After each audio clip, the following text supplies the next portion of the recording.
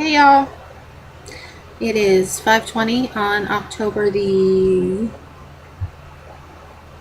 18th. Keep forgetting what day it is. Um, Not a good day. Uh, I freaked out and binged last night. I'm stressed about uh, all the um, all the crap that's going on financially.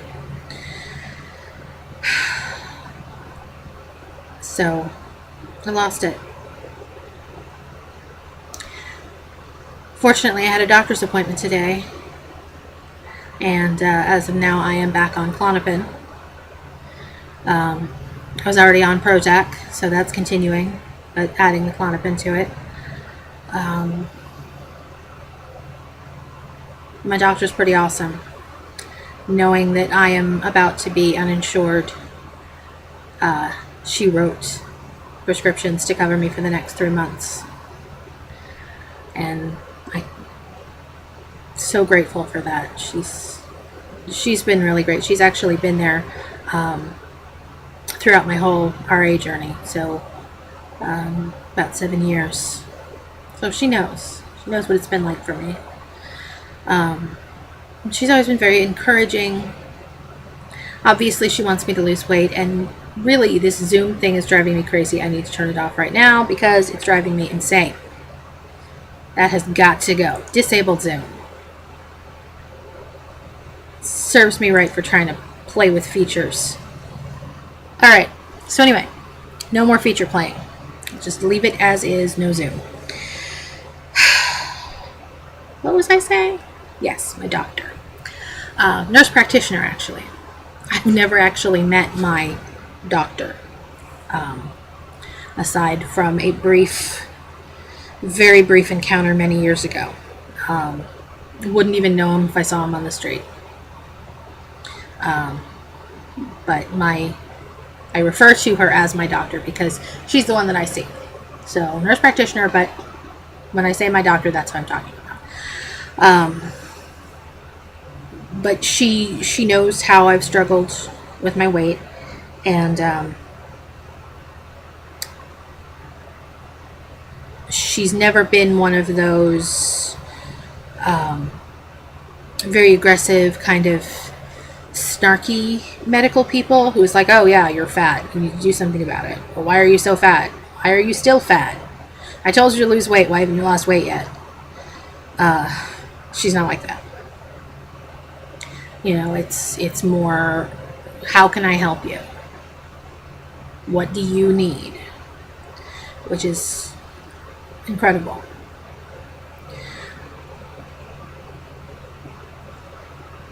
She's good people.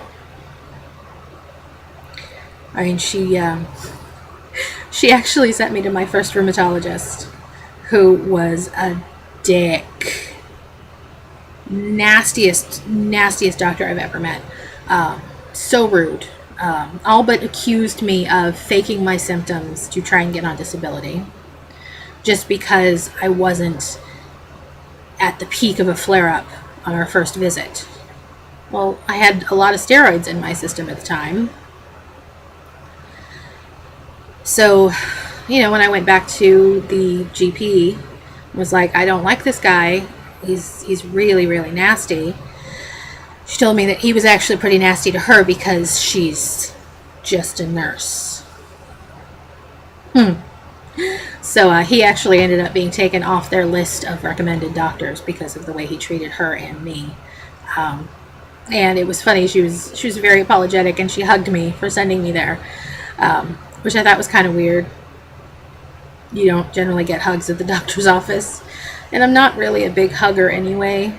That's kind of part of my social anxiety weirdness. I don't know if I've mentioned this before, but I have Asperger's syndrome, which, if you're familiar with it, you're probably more familiar with the way it is with the male Aspies, which is a little bit different. Female Aspies tend to develop different coping mechanisms and can often come across as really having it all together. And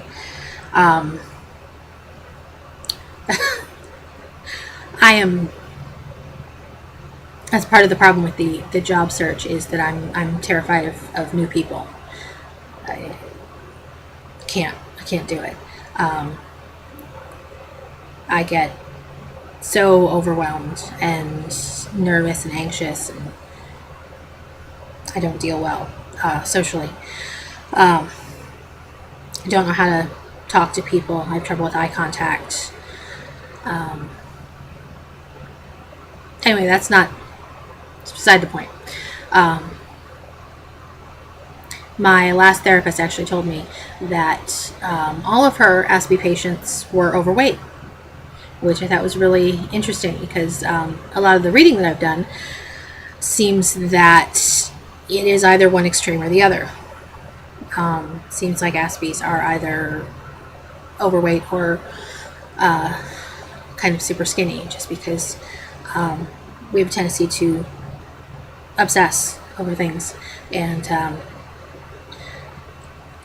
for me, food is a sensory, well, it's a sensory experience for everyone. It's smell, taste, touch, but it's a different kind of sensory experience for me. There's a lot of foods that I cannot eat because of the smell or the texture. Chamomile tea is supposed to be relaxing. The smell just immediately makes me not relaxing. Lavender, not relaxing either. Can't take the smell of that. The only kind of eggs I can eat are hard-boiled eggs. I can't do scrambled or fried. I cannot take that texture. I can't eat grits or creamed wheats. Things like broccoli and asparagus, I have no idea what they taste like because I can't get past the smell. And it's frustrating because I want to try new foods. I want to try to find healthier foods. And when I encounter something that is overwhelming, then it's off the list. Because, literally, I will put a spoonful of scrambled eggs in my mouth and I will gag. Just trying to choke them down when I was younger. And Lord love my mom. She put cheese in them. Made them taste better. They're still, to me, the vilest thing in the world. Yet other things that might be considered to be like a weird texture, I absolutely love. Like potato salad. That's a funky texture, but I love it. I like oatmeal. Applesauce. I'm also one of those people who does sort of weird food combinations. Like, I like barbecue sauce and SpaghettiOs. I like salt in my applesauce. I used to really love cantaloupe, and then one day I tried it with salt on it, and it's the best thing on the planet ever. So, there are challenges when you're like me. Not to mention the fact that if I'm trying to eat out, there's the anxiety that comes with eating in front of people, which I don't like. I always feel like I'm being watched and judged. There is the fact that restaurants tend to be noisy. And some days I'm better at shutting out the noise than others.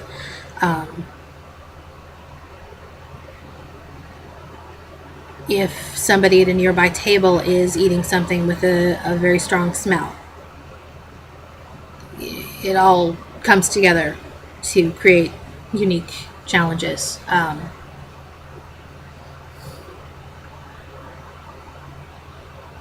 I wanna be one of those people who can just eat anything, but it doesn't work that way for me.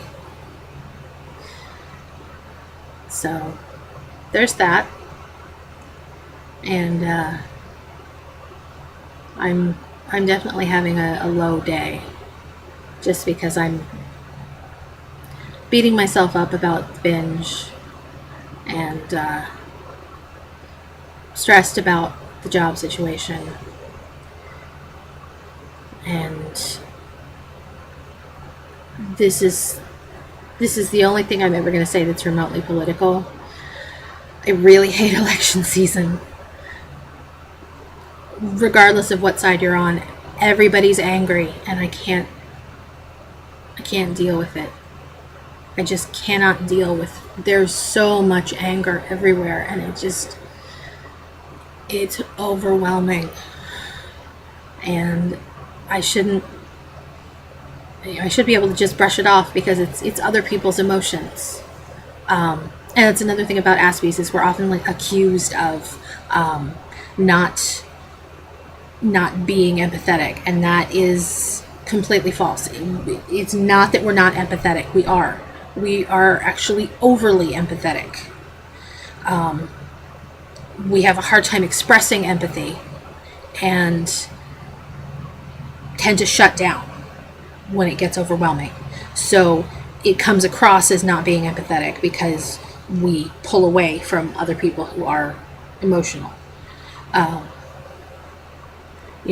learning to be able to say to somebody who's upset, I don't know what to say to you, and I wish I did. At least conveying, acknowledging how they're feeling, and trying not to completely shut down. But in a situation like election time, there's just so much emotion everywhere, and I want it all to go away, because I have enough stress of my own. What else? I got my flu shot today. Hooray for that. It's probably going to kick my ass. I plan on spending some time in bed very soon. That's it. Yeah, there we go. Nice timing. I have nothing else to say. I have nothing interesting to say. Next time, I think I'm going to talk about some books. So if you like books, you should definitely check out some books. Also, you can find me on Facebook. It is facebook.com/lappingthecouch. Join the page, like the page, see the updates, watch me ramble. That's it. Catch you later.